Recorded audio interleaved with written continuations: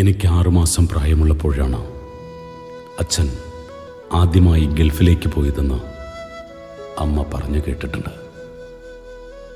2-3 വർഷത്തിലൊരിക്കൽ ലീവിന് വരുന്ന അച്ഛനോട് എനിക്ക് വലിയ അടുപ്പം തോന്നാറില്ലായിരുന്നു. അമ്മയായിരുന്നു എനിക്കെല്ലാം.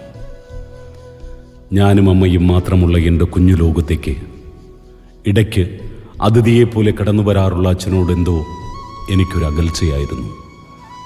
പുത്തനുടുപ്പുകളും കളിപ്പാട്ടങ്ങളുമെല്ലാം ആഹ്ലാദം പകരുമ്പോഴും അച്ഛൻ ലീവിന് വരുമ്പോഴെല്ലാം അടുത്ത മുറിയിൽ ഒറ്റയ്ക്കുറങ്ങാൻ വിധിക്കപ്പെട്ടിരുന്നത് അച്ഛനോടുള്ള എൻ്റെ സ്നേഹക്കുറവിന് വീണ്ടും ഒരു കാരണമായി. ഞാൻ വളരുന്നതോടൊപ്പം അച്ഛനോടുള്ള അകാരണമായ അകൽച്ചയും വളരുകയായിരുന്നു. എഞ്ചിനീയറിംഗ് പഠനം കഴിഞ്ഞ ഉടനെ അച്ഛൻ എനിക്കൊരു വിസ ശരിയാക്കി. ദുബായിലെ ഒരു മൾട്ടിനാഷണൽ കമ്പനിയിൽ ഉയർന്ന ശമ്പളമുള്ള ജോലി. നാടും വീടും അമ്മയെയും പിരിയുക എന്നത് ഹൃദയഭേദകമായിരുന്നുവെങ്കിലും അച്ഛൻ്റെ നിർബന്ധത്തിന് വഴങ്ങേണ്ടി വന്നു. ദുബായ് എയർപോർട്ടിൽ അച്ഛൻ കൂട്ടുകാരൻ സെയ്ദിക്കായ്ക്കൊപ്പം കാത്തു നിൽക്കുന്നുണ്ടായിരുന്നു. എന്നെ കണ്ടയുടനെ അച്ഛൻ്റെ കണ്ണുകൾ എന്തിനോ നിറയുന്നുണ്ടായിരുന്നു. സെയ്ദിക്കായെ പരിചയപ്പെടുത്തി നാട്ടിലെ വിശേഷങ്ങൾ ചോദിച്ചു. എല്ലാത്തിനും ഹ്രസ്വമായ മറുപടികൾ മാത്രം നൽകി. ഞാൻ ജോലി ചെയ്യാൻ പോകുന്ന കമ്പനിയുടെ താമസ സ്ഥലത്തേക്ക് എന്നെ കൊണ്ടുവിട്ടിട്ട് അവർ തിരിച്ചുപോയി. സെയ്ദിക്ക താമസിക്കുന്നത് ഇവിടെ അടുത്താണ്. എന്താവശ്യമുണ്ടെങ്കിലും ഇക്കാനെ വിളിച്ച് പറഞ്ഞാൽ മതി എന്നും പറഞ്ഞ് അച്ഛൻ ഇക്കയുടെ നമ്പർ തന്നിരുന്നു. AC മുറിയിലിരുന്നുള്ള ജോലി, അത്യാധുനിക സൗകര്യങ്ങളുള്ള താമസം എല്ലാം ഉണ്ടായിട്ടും നാടുവിട്ടതിൻ്റെ സങ്കടം എന്നെ വല്ലാതെ അലട്ടാൻ തുടങ്ങി. ഒരു രാത്രി പോലും അമ്മയെ പിരിഞ്ഞിരുന്നിട്ടില്ലാത്ത എന്നോട് അച്ഛൻ ചെയ്തത് വല്ലാത്ത ക്രൂരതയായിപ്പോയി. ഇതുപോലുള്ള സുഖപ്രദമായ ജീവിതത്തിൽ മതിമറന്നിട്ടാവണം അച്ഛൻ 2-3 വർഷത്തിലൊരിക്കൽ മാത്രം ഞങ്ങളെ കാണാൻ നാട്ടിൽ വരാറുണ്ടായിരുന്നത്. ഇവിടെ കൊണ്ടുവിട്ടു പോയിട്ട് ഒരാഴ്ചയായി. ഇങ്ങോട്ടൊന്ന് തിരിഞ്ഞു നോക്കിയിട്ട് പോലുമില്ല. ചിന്തകളിൽ അച്ഛനോടുള്ള അമർഷം കൂടിക്കൂടി വന്നു. അമ്മയെ കാണാതെ എനിക്കിനി ജീവിക്കാൻ വയ്യ. സങ്കടം സഹിക്കാൻ വയ്യാതായപ്പോൾ ഞാൻ സെയ്ദിക്കായെ വിളിച്ചു. ഇക്ക, എനിക്കിനി ഒരു ദിവസം പോലും ഇവിടെ നിൽക്കാൻ വയ്യ. എത്രയും പെട്ടെന്ന് നാട്ടിൽ പോയേ പറ്റൂ. ഇക്ക, അച്ഛനോട് എനിക്ക് വേണ്ടി സംസാരിക്കണം. മോൻ എന്തായി പറയുന്നത്? മോൻ്റെ അച്ഛൻ എത്ര കഷ്ടപ്പെട്ടിട്ടാണെന്നറിയാമോ ഇത്രയും നല്ലൊരു ജോലി തരപ്പെടുത്തിയത്? മോൻ ക്ഷമിക്കൂ. ആദ്യമൊക്കെ ഇത്തരം ബുദ്ധിമുട്ടുകൾ എല്ലാവർക്കും ഉണ്ടാകും. എല്ലാം ശരിയാകും. സെയ്ദിക്കായുടെ സമാധാന ശ്രമം പാഴായി. ഇല്ലിക്ക, എനിക്ക് പോയേ പറ്റൂ. ഇക്ക എനിക്ക് വേണ്ടി അച്ഛനോട് സംസാരിച്ചില്ലെങ്കിൽ ഞാൻ അച്ഛനോട് പറയാതെ ജോലി രാജിവെക്കും. തീർച്ച. ശരി, മോൻ 2 ദിവസം കൂടി സമാധാനിക്കൂ. വെള്ളിയാഴ്ച നമുക്ക് അച്ഛൻ്റെ അടുത്ത് പോയി സംസാരിക്കാം. വെള്ളിയാഴ്ച ഉച്ചതിരിഞ്ഞ് ഞങ്ങൾ പുറപ്പെട്ടു. 2 മണിക്കൂറോളം സഞ്ചരിച്ച് പട്ടണത്തിൽ നിന്നും ഒരുപാട് അകലെയായി ഒരു ലേബർ ക്യാമ്പിൻ്റെ മുന്നിൽ വണ്ടി നിർത്തി.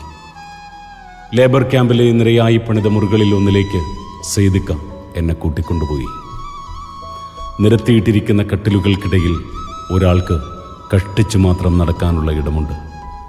കട്ടിലുകൾക്ക് മുകളിലെ അഴകളിൽ മുഷിഞ്ഞതും അല്ലാത്തതുമായ തുണികൾ കൊണ്ട് തോരണം തൂക്കിയിട്ടിരിക്കുന്നു. അച്ഛൻ സൈറ്റിലാണെന്നും വരാറായെന്നും അച്ഛൻ്റെ സഹമുറിയരിൽ ഒരാളായ ബംഗാളി പറഞ്ഞിരുന്നു. വെള്ളിയാഴ്ചകളിൽ പോലും അച്ഛൻ ലീവ് എടുക്കാറില്ലത്രേ. അതിന് എക്സ്ട്രാ സാലറി കിട്ടും. അത് അച്ഛൻ്റെ കട്ടിലാണ്. മോൻ അവിടെ ഇരുന്നോളൂ. മൂലയിലുള്ള കട്ടിൽ ചൂണ്ടിക്കാട്ടിക്കൊണ്ട് സെയ്ദിക്ക പറഞ്ഞു. 3 അടി വീതിയുള്ള ഒരു കട്ടിൽ. തലഭാഗത്ത് അല്പം മുകളിലായി ഭിത്തിയിൽ ഒരു ചെറിയ കബോർഡ് ഘടിപ്പിച്ചിരിക്കുന്നു. അതിൻ്റെ മേൽ ഞാനും അമ്മയും കൂടിയുള്ള ഒരു ഫ്രെയിം ചെയ്ത ഫോട്ടോ, ടൈഗർ ബാം, പിന്നെ കുറച്ച് മരുന്നുകളുടെ കവറുകളും അലസമായിട്ടിരിക്കുന്നു. കഴിഞ്ഞ 25 വർഷമായി എൻ്റെ അച്ഛൻ ജീവിച്ച ലോകം ഞാൻ നോക്കിക്കാണുകയായിരുന്നു. അമ്പരപ്പ് മാറും മുൻപേ മുറിയുടെ വാതിൽക്കൽ അച്ഛൻ്റെ ശബ്ദം. നിങ്ങളൊരു മുന്നറിയിപ്പും കൂടാതെ? എന്തുപറ്റി മോനെ? എന്തെങ്കിലും അത്യാവശ്യം? ഞാൻ അച്ഛനെ നോക്കി. തലയിൽ ഒരു തൂവാല കെട്ടിയിരിക്കുന്നു. മുഷിഞ്ഞ ഒരു കവറോളാണ് വേഷം. മരുഭൂമിയിലെ പൊടിമണലിൽ മുങ്ങി നിൽക്കുന്ന ഒരു രൂപം. കൺപേലികളിൽ പോലും വെളുത്ത മണൽ തങ്ങി നിൽക്കുന്നത് കാണാം. വെളുത്ത മുണ്ടും ഷർട്ടുമിട്ട് പെർഫ്യൂം പൂശി ചുണ്ടിൽ വില കൂടിയ സിഗരറ്റുമായി നിൽക്കുന്ന അച്ഛനെ മാത്രം കണ്ടിട്ടുള്ള എനിക്ക് ഈ കാഴ്ച താങ്ങാനായില്ല. ഞാൻ ഓടിച്ചെന്ന് അച്ഛനെ കെട്ടിപ്പിടിച്ചു.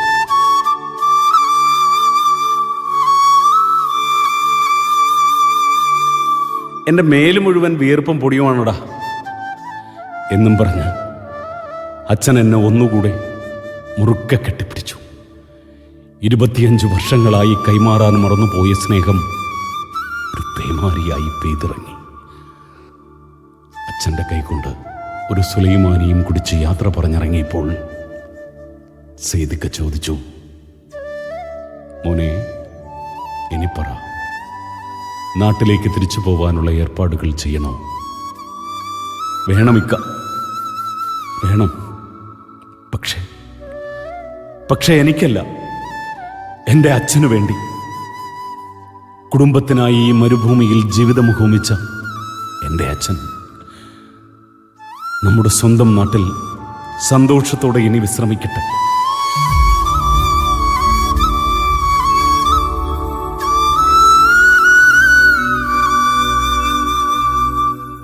ഓർമ്മപ്പെടുത്തൽ: വീട്ടുകാരുടെ സന്തോഷം കാത്തുസൂക്ഷിക്കാനായി സ്വന്തം കഷ്ടപ്പാടുകൾ മറച്ചുവെക്കുന്ന കുബൂസും പച്ചത്തൈരും കഴിച്ചിട്ട് ഞങ്ങളുടെ ഓണസദ്യ ഗംഭീരമായിരുന്നു എന്ന് വീട്ടിൽ വിളിച്ചു പറയുന്ന സാധാരണക്കാരായ പ്രവാസികൾക്കായി സ്നേഹപൂർവം. കടപ്പാട് സോഷ്യൽ മീഡിയ. ശബ്ദം: അനീഷ് പുലിയൂർ.